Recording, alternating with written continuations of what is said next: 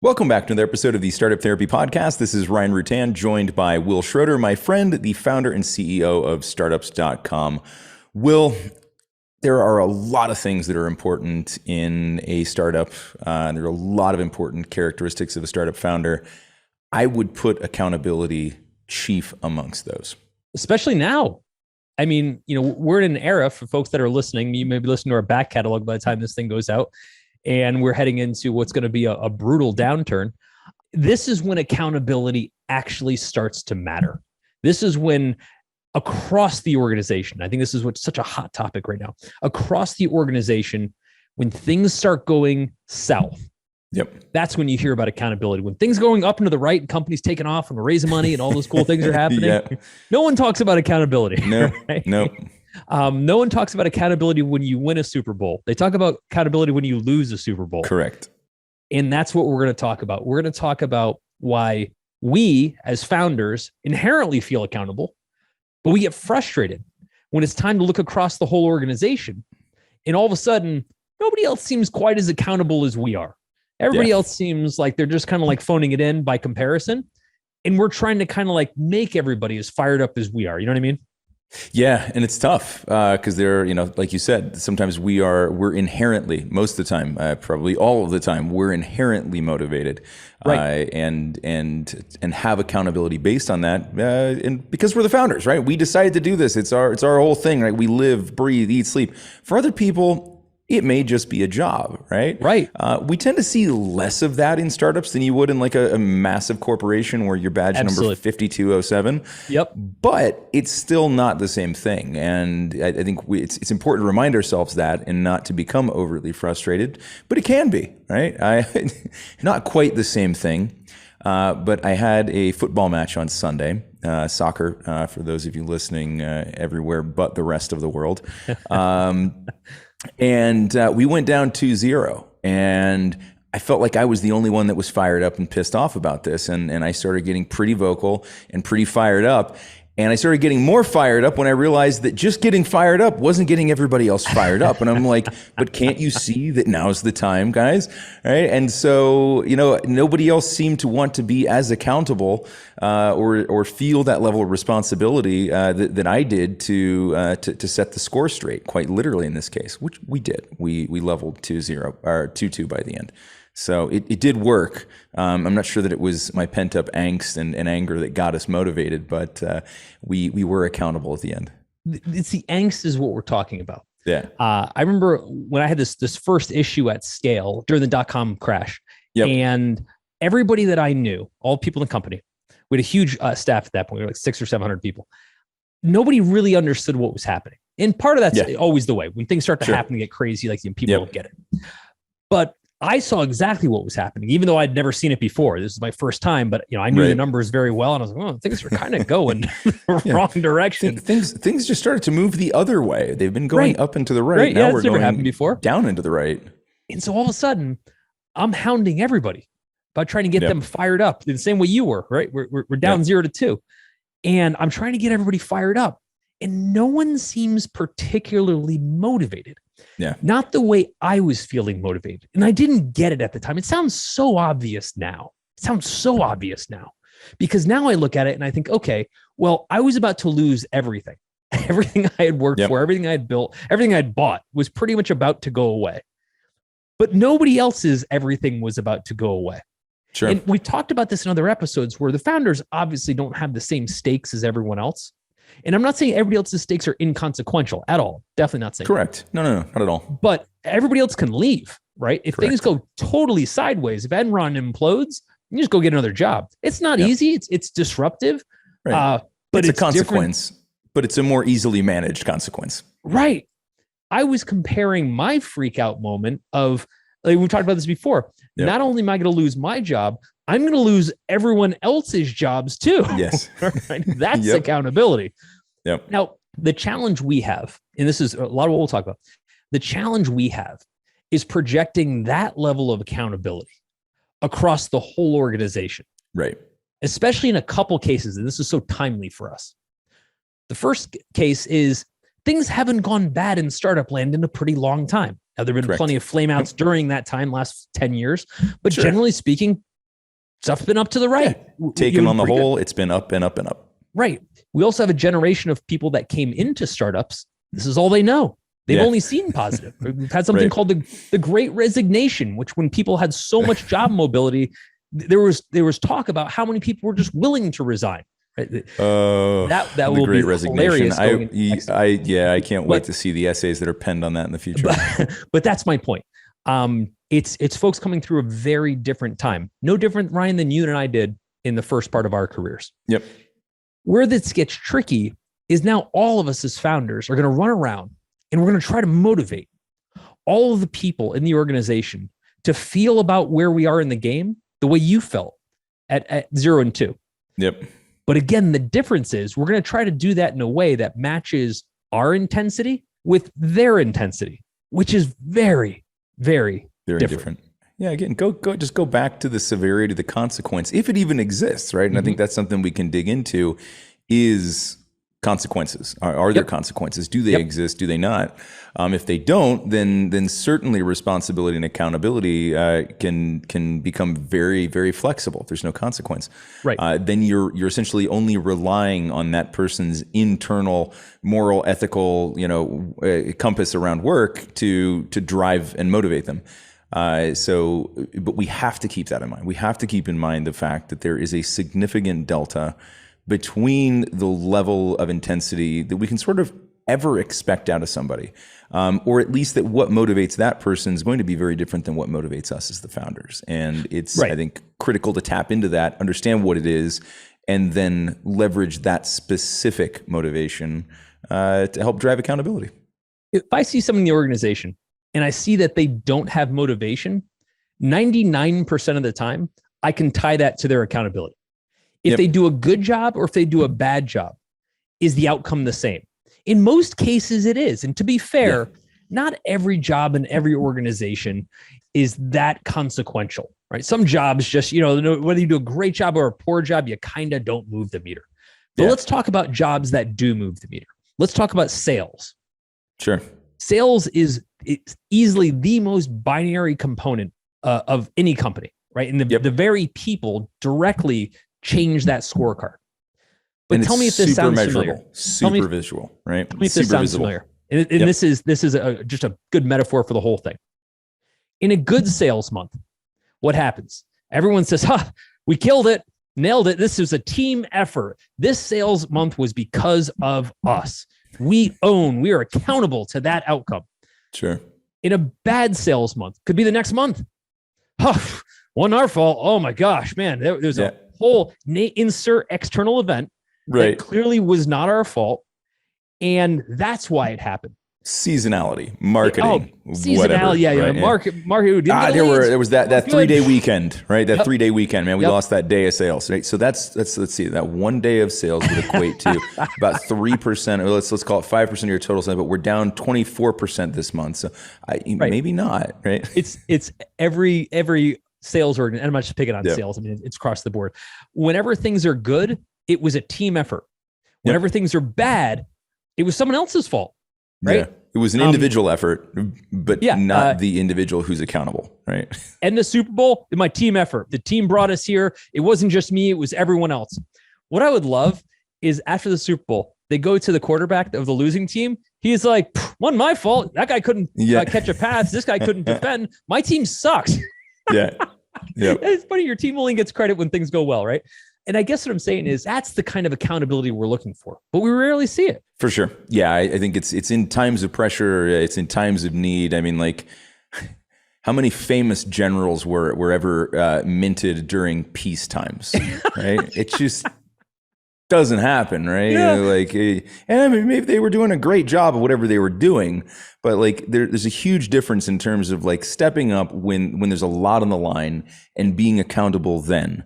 And you know what's funny about this? I see people get this wrong. Not necessarily founders, but people on the teams get this wrong, where in a moment where they can step up and be accountable for something that didn't go the way that it should, right? And instead try to defend, try to defer, try to push responsibility elsewhere, because they feel like that will give them some safety, right? And It's the opposite, right? When you, as the founder, you as the person's manager, see someone miss an opportunity at accountability, it tells you a lot about that individual. It tells you a lot about what you can and cannot count on them for. Whereas they look at it as, if I stand up and I accept accountability, and I'm accountable for what just happened, and it's not a positive thing, that somehow this will count against me. Well, here's the short version. It's going to count against you no matter what, right? Because everyone else can see that you're responsible and you're accountable for it, and you're just not accepting that, right? So that's not going to count for you. What it does is give you the opportunity to air it out and to look for ways to avoid the same mistakes in the future, or to achieve whatever it was that you failed at in that moment, right? Sure. Right. If it was, a bunch of perfectly thrown passes that you dropped, and you're like, nah, the passes just, they weren't where they were supposed to be. Video review is going to prove that they absolutely were. If you had owned it, you'd be working with the receiver coach now, right? And you'd be getting what you needed, right? And so this is a big part of accountability in those dire consequences, in those moments of strife, in the bad times. This is actually where we grow from, right? Said differently, if we're not accountable during bad times, way worse shit happens. Well, goodbye business. Think about it though. Like, I think accountability only happens on two ends of the spectrum: the top 10% and the bottom 10%. The top 10% get their exponential rewards. They get raises and promotions, and the bottom 10% get let go, more or less. Yep. That's a huge stratification that leaves 80% of the work and the people that are actually responsible for our organization in good times and bads kind of on the sideline, which is absurd. It is. So I would say, you show me an organization, a startup, where no one is accountable, and I'm going to show you an organization that will guarantee fail. If you show me an organization where everyone is accountable, there's no guaranteeing success, but the no accountability is failure time and time again. Nowhere I've seen it more than when I would work with big companies. At the agency, all we had were Fortune 500 clients. Sure. And I had such a hard time understanding the difference, because this is such a weird thing where we're a fast growing startup that does work for very slow, lumbering, wildly rich Fortune 500s. And I'd sit in these meetings. Now, to be fair, they were hiring us because we could do the work that they could not do. Right? Sure. Okay, I get that. But we'd talk about timelines. We'd talk about outcomes. And I would say, okay, we could probably knock this out within 2 weeks, assuming you get all your stuff back to us. And they would look at this and like, 2 weeks? What do you mean? I was like, oh, boys, that's probably too long. They're like, no, that'll take us closer to 2 months. And I just scratch my head. And I'm like, what the hell are you talking about? Right. You've got all these resources, all these people. Oh my God. And that's 6 hours worth of work. You're going to get it to me in 2 months? Like literally, what do you do here? Not to mention you're hiring me to do your job. Yeah. It blew me away because I saw firsthand what an organization looks like that has no accountability. By way of that, no motivation. Where if I work harder or less hard, the delta in that impact is so small, and in some cases unrecognized at all, that you've taken away my motivation. Why do it in 2 weeks if I can get it done in 2 months and get paid and rewarded the same way? Yeah, exactly. Yeah, nothing changes. Again, it goes back to consequence. That scares the hell out of me. Right? There's no negative consequence. There's no positive consequence, meaning that I'll do it when I feel like doing it. Right? Which, especially as and it's amazing that this type of inefficiency compounds so greatly. As you get these larger and larger organizations, the amount of allowable bloat just continues to go up. What's mind-blowing to me is that it doesn't lead to immediate collapse. If you just looked at it from a percentage standpoint, you take and you said you had the same percentage of, let's just call it apathy, like this middle ground where there's no accountability. If you had the same percentage of that in a startup, it would almost guarantee its failure. And yet these large companies manage to cruise on this despite having it in much larger proportions based on total headcount. It's mind-blowing to me. But again, like startups, we live on the razor's edge. I would argue, and I've said this long ago, that my thesis is that every great company was built decades before anybody worked there. And all the work was done by those people, and the new people are there just to not screw it up. But that's the whole other podcast. What I think that when we're thinking about this around how we get accountability, I think it's got two components. Let's expand on this a little bit. Sure. One component is ownership. Who specifically owns that outcome, and do they recognize that they own it? right? In other words, when we sit up in a meeting and say, this doesn't work, this person immediately raises their hand and say, of course it didn't work because I didn't get it done. That's ownership. Right? Oh man, yeah. How many times have we asked questions like that though, and two or three people look at each other? you know you're in trouble at that point. It's like, okay, nobody knows who's supposed to be doing this. But nobody seems to have a problem with the answer when things went well. Right. When things went well, everybody's up. What was it? Success has many children and failure is an orphan. Right. It's exactly what it looks like. Ownership means whether it's good or whether it's bad, it's your fault. And I mean fault in a good way in this case as well. The other side, the other component to this is consequence. Consequence says if I do well or if I do poorly, there is a consequence on either side. If I do well, here's my upside. And the better I understand my upside, the better I'm going to do. Just simple, straight economics of motivation. Right. The second is if things go poorly, I actually know that there could be consequence. Now, the most obvious consequence everybody points to is I'll get fired. Yes. And I think that's an extreme consequence. I don't think it's healthy to run an organization where the consequence keeps feeling like you're going to get kicked off the boat. That should be like the worst possible case. Sometimes consequences is having to stand up and tell the rest of the organization that you fucked up, right? Yeah. That's as painful as to a lot of people as getting fired. And I'm not saying do it in a punishing kind of way. Yeah, of course not. I'm saying it's a matter of pride. You know, something that's really funny about everything we talk about here is that none of it is new. Everything you're dealing with right now has been done 1,000 times before you, which means the answer already exists. You may just not know it, but that's okay. That's kind of what we're here to do. We talk about this stuff on the show, but we actually solve these problems all day long at groups.startups.com. So if any of this sounds familiar, stop guessing about what to do. Let us just give you the answers to the test and be done with it. Well, it's a matter of ownership and accountability. I mean, this is exactly what we're talking about, right? If you're not accountable for it, right? Like if you're allowed to not get up in front of the organization and say that, if you're allowed to obscure the fact that it was your doing that led to some misfortune within the company, or something didn't happen that was supposed to, and there is no consequence of any sort, you're allowed to let that slide by, then there's no accountability, right? And this is a huge problem. You may know that you own it, but ownership is only one half of it, right? Like you said, it has to be ownership and consequence. One without the other doesn't work at all. We also see the converse, right? And this is really problematic. And this is a hallmark of very bad leadership or very bad management, which is that there are consequences when there wasn't clear ownership, right? And we see this too, right? And we got to be really careful about this one, because you want to talk about demotivation, right? This is a huge one, right? And you get your hand smacked for something you didn't do because you didn't know you were supposed to do it, right? That's a tough one, man, right? I run into this one with parenting every once in a while. Like, but it was implied that you would do this thing, right? They're like, that's not how it works, right? It doesn't work in parenting, doesn't work in management or leadership either.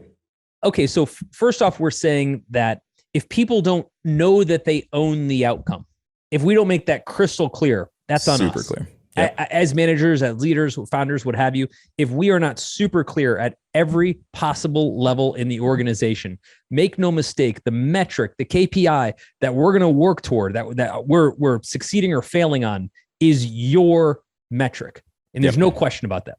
I think that one alone, and even if it's implied, let's say you're running customer success, and the implication is that you want to have good customer success, that you want to have good interactions, you want to retain customers, you want to do good things. But if I don't have 3 metrics that say whether I'm doing a good job or not, and it's not clear that the person sitting next to me does not own that metric in the same way, I own it. That person can influence it. The person sitting next to me taking calls or doing whatever, like they can screw it up. But if they do, and I'm the team lead, it is my job to correct for that. If my team goes wrong, I can't say, oh, that person completely threw things off. Dude, he's on your team. Right. You can't you can't say that the people that I manage, the people that I oversee, or the numbers that I'm accountable for, if I can control them, that they're not mine. Or said differently, if that's true, then if you have a single good month, we're also going to not give you credit for it. We're going to say it had nothing to do with you. It was your team. You just stood there. Which, by the way, also happens all the time. Yes, it does. The second part of it, like we were saying, we're on consequence. Let's talk about either end of consequence. On the one hand, the part we understand, which is people get fired. And I think consequence has more of a dire connotation to it. But consequence should also be, if things go well, there's 100 different ways you can be rewarded. Sometimes people just want the recognition. Yeah. Of knowing that they did well. Right. That's a powerful motivator. There's an intrinsic benefit of knowing I came and I did what I was supposed to do, and in my own small space within this whole big thing, I won. I did what I was supposed to do. And it is a tragedy if, as management, we don't pay that paycheck out. Yeah, it's the easiest one to pay. Right. I'll give Elliot credit, our COO. He's phenomenal at this. Yes. He does a great job. Yep. When we're on calls and stuff like this, he does a great job all the time of paying that bill, right? Somebody worked really hard. They put an extra effort, and he takes the time and he's thoughtful about it, and he calls people out, and he makes them feel great. And every time he's made up shit I've never done and congratulated me on it just when he knew I needed a boost, man. It's incredible. Every time he does it, the thought goes through my head, number one, I'm so glad he did it. And number two, I'm like, I wouldn't have done it. I wasn't trying to not do it. Yeah. As much as I know it's true. It slipped by, right? It doesn't occur to me all the time. I was on to the next thing. Yeah. I had, this is just kind of a weird admission, but I have this weird thing where if you give me a B+ effort, that doesn't feel extraordinary. To me, a B+ effort kind of feels like what you get paid for. Yeah. Now an A effort to me feels like something you should high five for. Yeah. But if I give you an assignment and you get it done, my expectation was that you were going to get it done. That's why you're here, right? Yeah, kind of, to me, that's the baseline, right? That's if you did it faster, if you did it more exceptionally, et cetera, that's when I say, okay, it gets a better grade. That said, I'm creating my own mechanism to grade that. And the person who got the assignment, I failed to tell them how this was going to be graded or how I'm grading it, et cetera. Yeah. So they think they busted their ass and did this incredible job, and then they just get crickets from me. That's a failure on my part. Right. It is. I didn't explain kind of how I was grading this or what mattered in the work. What Elliot does a nice job of, and I'm just kind of giving him a high five for this, is he does recognize when the work was beyond what he thought it was going to be, and he calls it out for what it is. And I'll say this. I've rarely seen an organization pay as many of those bills, I'm going to call it, right? And bills in a positive way, kind of pay those paychecks of gratitude and recognition, as well as he's done it. Now, that said, I've watched it happen, and I've watched the motivation from the folks that are getting it, and it's extraordinary. Yeah, it works. And that's why I want to talk about the other side of consequence. I want to talk about the part where, again, it's not just people getting fired. It's people getting rewarded, and there's 50 different ways to reward people. And, the one is, you'll get paid more. That sounds awesome, and that's great. Yeah. It's not the only thing. It's also the hardest one to guarantee and execute. Yeah, especially if you don't have to do. But I think that for us, as we're trying to think about how to create this ownership, if we create ownership without consequence, downside or upside, it's a miss. Because what I'm saying is I busted my ass. And you hear this all the time. Employees are complaining. I worked so hard. I did this, and did this, and I have nothing to show for it. No one else has the opposite complaint, which is I kind of screwed off and sat home, watched Netflix all day, and barely answered Slack, and I got dinged for it. Right? That's Netflix's fault. No. But I guess in my mind, if you have an organization that's well aligned with this concept of ownership, people know exactly what they own. They're highly visible, and we haven't talked much about this. They're highly visible, right? This is why sales is great because it's so metrics based. So measurable, so big visible. Sales board, right? But a lot of other folks in the organization don't have that luxury, right? If you're in customer success, I'm just picking on customer success for today, you don't necessarily get that. Dev team has a difficult challenge too, because depending on the project or the engagement, they have stuff that might run 9 months. Kind of hard to feel like you're really killing it in month 4. Right? Yeah, it's just kind of hard to see. 9 months is a long game, right? Sales can look good daily, weekly, monthly, quarterly, yearly. A lot of other people have a hard time doing that, but it's our job. It's our job to divide those responsibilities, to create that visibility. The visibility is what I'm talking about here. To create that visibility so that in positive or negative, everyone's got a chance to stand up and explain, what worked or what didn't work. For sure. Yeah. I think the worst thing you can do is take people's voice off the table. It's a huge 100%. And I think there's another thread to this. And it's still around the topic of visibility, but it's being visible across the organization and having visibility across the organization, because one of the things that I found highly motivational is when right, if you're not accountable for something, that it's going to impact someone else's ability to do what they need to do directly, or that when you do what you're supposed to do, that it helps or augments what they're doing, and then it feeds into something larger, right? Dev could say, like, it ends when we ship the code, right? And that'd be one way to look at it. And they can high five themselves and say, we've shipped the code. We're done now. If the code they shipped doesn't impact the sales team, it doesn't bring more leads like we thought it would, or whatever the objective of that was, doesn't make a better product, then a little bit different, right? And so this is where, like, knowing what those end outcomes are, and knowing that, because few of us work in a vacuum, especially in a startup company, there's almost always intersection amongst the work, and having that visibility and tying your accountability to the total outcomes, right? And this is where, like, frameworks like OKR, KPIs, metrics-based things, where you see how it all fits together, can be really, really powerful, really, really motivational.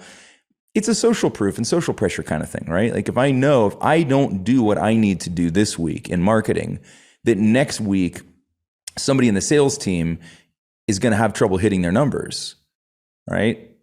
Hopefully, that's an intrinsic motivation for me to get what I need to do done this week to make sure that, right? It's a great point. Today I was on a call with Brian, who, for the folks of you here that don't know, runs our customer success team. And I was explaining about all the stuff that's about to get released and kind of how it affects him. And more importantly, how what he does affects us, right? Yeah. If he doesn't understand the product in the same way, if he doesn't respond well, which he's amazing, but then the rest of us are screwed. I think that when you start to put everyone in front of each other, to your point, and they can kind of see where things break down, something like this. Ryan's our CMO, so Ryan oversees marketing. He makes sure that the sales team or other folks have leads, et cetera. If you come up short, that has a whole chain of events that ripples through the rest of the organization. The biggest miss we could have is if the rest of the organization didn't understand it, for good or for bad, didn't see it coming, right? Like, if you don't raise your hand and say, hey, something's off this month, we're gonna have to make some adjustments, and you take ownership of that, but then everybody else down the chain says, oh shit, we're gonna have fewer leads, we're gonna have fewer, whatever. And now I have to make a change. I can't just say, well, it didn't work out because it's Ryan's fault, right? That doesn't work. What I'm saying is, hey, if there's less leads coming in, then I need to change how I'm operating things. The game plan just changed. And now I have to have ownership for how I changed and how I responded to that. Absolutely. That's a culture of ownership. That is, ownership and accountability, right? And and one that where you understand that it is a dynamic situation, right? Because things do change, and we don't work in vacuums. It's a really good point. And I think this is where, again, that communication, visibility, calling out what's working well, calling out what's not, is super important, so that, again, people can adjust what they're doing. Budgets change, performance changes. There are seasonal impacts, a lot of things going on. But we don't ever want these things to be surprises for the people who aren't directly accountable, don't have ownership of them, but certainly have consequences based on their outcomes, right? And that's the other thing, right? Consequence can spread across the organization pretty quickly too. If you're just a purely sales-driven organization and sales stops selling, that has pretty heavy consequence for everyone in the organization, right? When we start operating in a vacuum, well, I did my part. Doesn't matter. Like, if Dev ships everything exactly as it was expected to on time, but we don't get enough sales to pay for that, it doesn't really matter that you shipped it. Yes, you're accountable to that, but you're also inherently accountable to the other pieces working as well, right? So you have to be aligned. Where I see this breakdown most often is the accountability isn't set by the founder. Or the founder just simply doesn't understand how important the reflection of their accountability is across the org. I'll give you some examples. Right now, we're in a very difficult fundraising environment. So there's a lot of founders talking to a lot of teams right now that are saying the fundraising environment is difficult. That's why we can't bring in more money. And they're not wrong. The fact is the fundraising environment is challenging. There's no question. And you're accountable to it. Yes. And regardless, no matter how hard it gets, you're accountable to the outcome of the company. You're accountable to whether you trimmed staff so that you could be lean enough to be able to make it through this next iteration. You're accountable to whether or not you shifted strategy so that you try to generate more revenue to cover costs. You're accountable to whether you did a shitty sales presentation. You couldn't raise money. You're accountable to all of those outcomes. These things didn't happen to you. Correct. They happened and you're accountable for how you respond. That's a big difference. Huge and you difference. don't see it enough. Yeah. I just had to have a fairly tense conversation with a founder last week about exactly this. It was the fundraising environment, and they were about to make a decision around bringing on new team members, increasing their burn rate significantly, and predicating that on a future raise. All right. And then they were saying, and I was saying, okay, so, you're aware of the consequences of what happens if you don't raise that. And they're like, yeah, we'll have to, basically fire everybody that we're about to hire. And I'm like, okay, so are you communicating that clearly up front, right? Are you owning that? Are you being accountable for that? At this stage, are you letting people know that that's a likely outcome? And they were like, well, we hadn't really thought about it that way. We're just hoping we'll raise the funds. Like, well, these people are hoping you're going to keep paying them. Let's look at the hierarchy of needs here and make sure that we don't make bad decisions based on current circumstance, right? Again, to your point, you have to be accountable based on the current situation. The current fundraising environment's really tough. Okay. Make decisions that align with that situation that you will be able to be accountable to. Weird shit happens. That's the nature of a startup. Yes. We all get it. And so Yep. we're not pretending like everything happens in a vacuum and nothing affects us. Of course it does. Of course, if Yes. funding tightens up, that challenges things. There's no question. But how we respond to it is exactly what makes us an accountable CEO. And to that end, it's also what the rest of the organization looks at. If all we do is blame shift in the C-suite, right? If all we do is sit around and talk about how market conditions effed us up, or this external event, this client messed us up, et cetera, then we are creating a very, very toxic culture without accountability, which is a dangerous place, right? Yeah, excuses are probably the most powerful solvent to dissolve accountability, right? Yeah, that's a great way to put it. It's such an easy thing to do. And I've heard you say this, I've said this, bring the problems to me, right? When I'm speaking to my team, bring the problems to me, but bring a solution as well, right? Don't give me an accounting of what happened, because I think that there can be this confusion around accounting and accountability. They're not the same thing. Coming and telling me this happened. Okay. What is our plan, right? So, it's a bad fundraising environment. Okay. So that doesn't mean that that's the end of that story. The next sentence should be, so here's how we're going to continue to bootstrap, or here's what our other plan is, right? Yep. What is the solution for this, right? Because if you let it end with the reason, then the reason turns into an excuse, and the excuse erodes accountability. And now we're on really, really shaky ground. I use a subtle distinction, and I'm sure there's a dictionary definition that doesn't support what I'm about to say. But the way I just, what did Webster know? Yeah, I separate excuses from reasons. Excuses are things that could have been worked around, and reasons are just why that it happened. In other words, there was no workaround. This is why it happened. Correct. And so when people come to us and they say, hey, I've got this problem and here's what happened, et cetera. And I look at that and say, was it unavoidable? And I don't mean by like you have ESP. Right. There's some things where you actually just couldn't have seen it coming. And I get that. Yep.